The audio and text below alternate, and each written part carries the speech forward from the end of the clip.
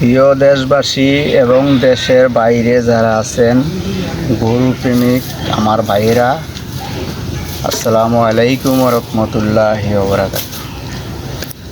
যারা 5 বছর 6 বছর 7 বছর 10 বছর ধরে বিদেশ আছেন, চিন্তা ভাবনা করতেছেন যে আইসা একটা গরুর ফার্ম দিবেন, আলহামদুলিল্লাহ এটা ভালো গরুর ফার্ম দিবেন, কিন্তু আইসা চিন্তা ভাবনা করবেন কোন গরু দিয়ে শুরু করবেন, কি করবেন। এই যে আমি নিজে ওইখানে আমার বদলি আছে, বাকি একখানি ক্ষেত ওইখানে কাটিংস লাগাইতেছি। এটা হচ্ছে জার্মানি, এটা খুবই ভালো, এটা যত পানি হয় সমস্যা হয় না।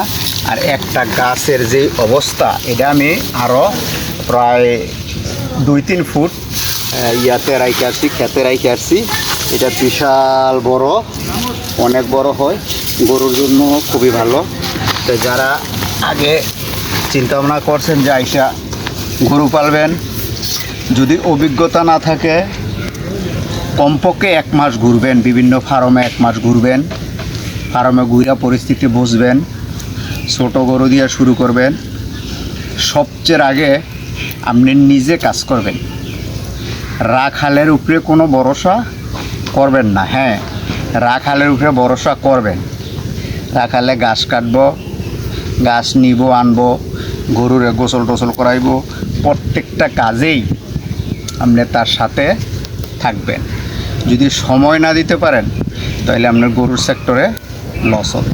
যেমন আমি এখানে লোক আসছে সকালে, আমি আমার ছেলেরে বলছি দোকান খুলতে, আমি এই লোকের সাথে সকাল থেকে এখন পর্যন্ত আমি আপনার এই যে কাইটা দিতে আছি, আর তারা লাগাইতে আছে। কমপক্ষে 2টা লোক 10,000 কাঠি উপরে তারা 2জনে লাগাইছে।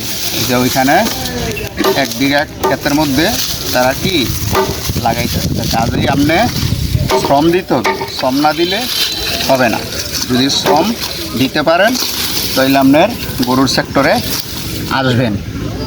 গরুর সেক্টরটার মানে নিজে যদি পরিশ্রম না করতে পারেন তাহলে আপনি লসে পড়বেন।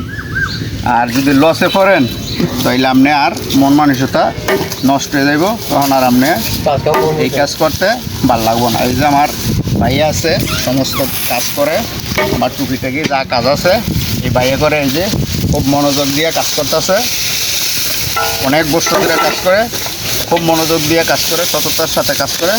আমরা মোটামুটি টুপি থেকে কাজ লাগলে এই ভাইদেরকে নিয়ে চেষ্টা উঠাবো, তাদেরকে নিয়ে আমরা কাজ করি। যেমন আমি ফার্মটা 3 বছর হয়, 3 বছর ফার্মটা হয়, 3 বছরের মধ্যে আমি কোনো লোক রাখি নাই। আমার ফার্মটার মধ্যে একটা ফার্মের মধ্যে 20টা গরু, আর একটা ফার্মের মধ্যে 10টা গরু, মোট 30টা গরুর ক্যাপাসিটি আছে। কিন্তু আমি এই 3 বছরের মধ্যে কোনো লোক এখনও রাখি নাই। কেন রাখি নাই? আগে আমার নিজের অভিজ্ঞতা হইতে হবে যে একটা রাখালের সমস্যা থাকতে পারে, একটা রাখাল নিয়ে আসছেন, তার সমস্যা থাকতে পারে, তার ফ্যামিলিতে সমস্যা থাকতে পারে, তার আব্বা আম্মা অসুস্থ থাকতে পারে। যদি একটা রাখাল যদি 10 দিনের জন্য ছুটিতে যায়, 5 দিনের জন্য ছুটিতে যায়, এই 5 দিন আপনি ফ্যামিলিগতভাবে বা আপনি নিজে এই গরুগুলা লালন পালন করতে পারবেন কি না। যদি না পারেন তাহলে আপনার জন্য গরুর সেক্টর না, তাহলে আপনি লসে পড়বেন। এই গরুটারে কোন খাদ্যটা দিবেন, কোন গরুটা খাইলো, কোন গরুটা খাইলো না, কোন গরুটার কী সমস্যা, এগুলো আপনার কন্টিনিউ গরুর সাথে থাকতে হবে। কারণ মানুষের সুবিধা অসুবিধা আছে। যদি দেখা গেছে 3 দিন ছুটি নিল, বাড়িতে সমস্যা, 5 দিন 6 দিন 7 দিন আসতে পারলো না, তাহলে আপনি যদি এই গরুগুলার যদি আপনি নিয়ন্ত্রণ না করতে পারেন, না খাওয়াইতে পারেন, তাহলে আপনি 1 মাসে যা খাওয়াইছেন যদি 3 দিন গরুরে খাবার না দেন, তাহলে গরুর স্বাস্থ্য অটোমেটিক কমে যাইব। আর একটা বিষয় হলো গরুর খাদ্যটা দিয়া আপনি খেয়াল করবেন যে আজকে এই গরুটা কতটুকু খাইলো। এই 22টা খাবার দিয়া গরুর খাবারটা বানাবো, 22টা আইটেম দিয়া। অবশ্যই আপনাদেরকে দেখাবো কিভাবে আপনারা কম রেটের মধ্যে গরু লালন পালন করবেন। এই আমার কথাগুলোর মধ্যে যেন কোনো ভুল ত্রুটি হয় তাহলে আমার দৃষ্টিতে দেখবেন।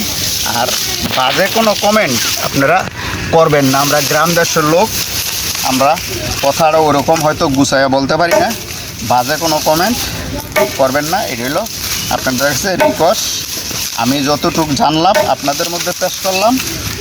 আশা করি আপনারা যতটুকু জানেন ততটুক আপনারা ইয়ার মধ্যে আমাকে বইলা দিবেন। আসসালামু আলাইকুম রহমতুল্লাহ।